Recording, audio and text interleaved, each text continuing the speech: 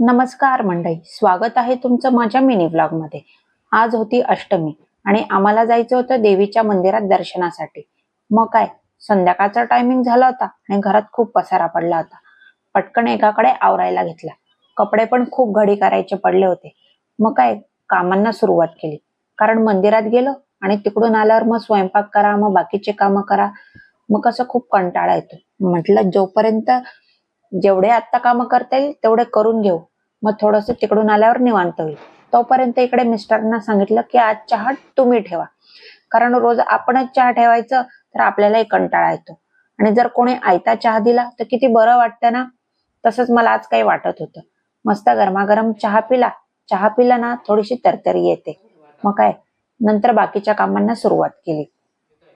आज मला ही साडी घालून जायची होती, मग साडी वगैरे काढली आणि थोडीशी स्वयंपाकाची पण तयारी करून घेतली, कारण तिकडून आल्यावर थोडंसं निवांत होईल असं। सगळं आवरलं आणि मग आम्ही मस्तपैकी मंदिरात निघालो। इकडे शार्वी तर खूप खुश झाली होती, कारण की तिला बाहेर फिरायला भेटणार होतं आणि मी साडी घातली तर तिला पण हेवा सुटतोच। मम्मीने साडी घातली तर मी नको का घालायला, तिने पण लगेच साडीच घातली।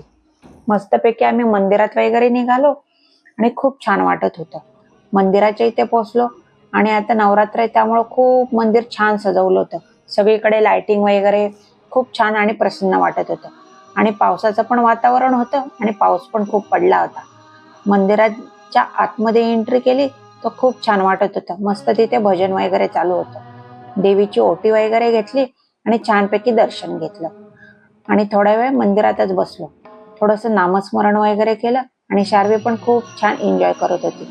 देवीचं किती छान सजवलं आहे पहा ना तुम्ही, किती छान वाटतंय ना।